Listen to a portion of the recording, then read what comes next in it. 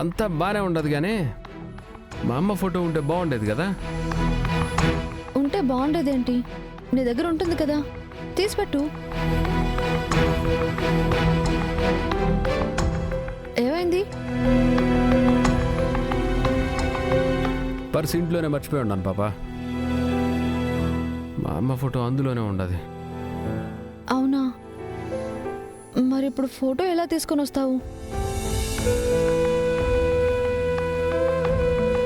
సరేలే, ముందు పాలు పొంగిద్దాం, దేవుడికి దండం పెట్టుకుందాం, తర్వాత అత్తయ్య గారి ఫోటో పెడదాం.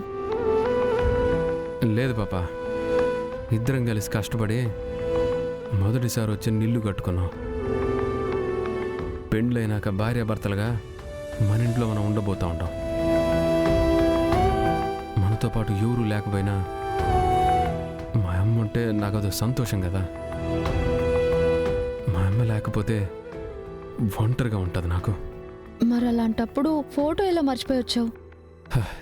ఏం చేస్తాను, ఆ పొద్దు ఒంటి మీద స్పృహ ఉంటే కదా. సరేలే, ఇప్పుడు జరిగిపోయిన వాటి గురించి ఎందుకు? ఎట్లా చేస్తాం పాప? ఆ పర్సు ఎట్ట తేవాలా? సరే, ఎట్లాగైనా ఫోటో తెప్పిస్తాను, నువ్వేం ఫీల్ అవ్వకు. నువ్వెట్ట తెప్పిస్తావు పాపా? తెప్పిస్తానని చెప్పాను కదా, నువ్వు చూస్తూ ఉండు.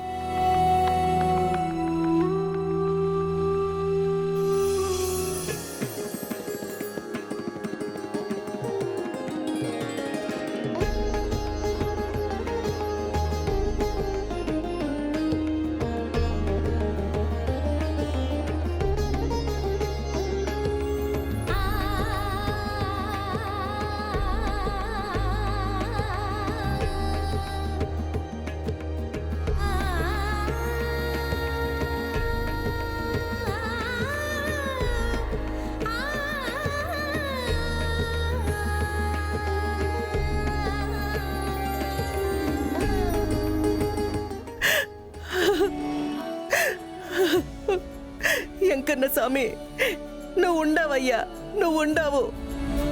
ఇల్లిడిసి పెట్టిపోయిన నా అల్లుడు యాడుండాడో ఎట్టుండాడో అని చాలా బెంగపడిపోయినాను.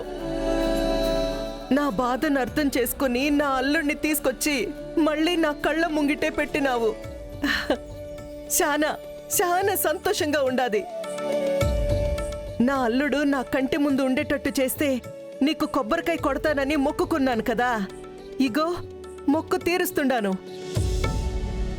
కళ్ళ ముందు ఉండడమే కాదు, వాడు బావుండాలా, విజయశాంతి వాడు ఇద్దరు కలిసి సంతోషంగా ఉండాలా.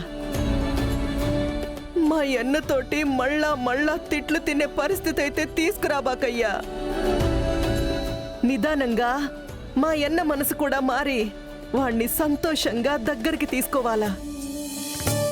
మళ్ళా అందరం కలిసి ఉండాలా. ముందైతే నీకు మొక్కుకున్నాను కదా, ఆ మొక్కైతే తీరుస్తుండాను.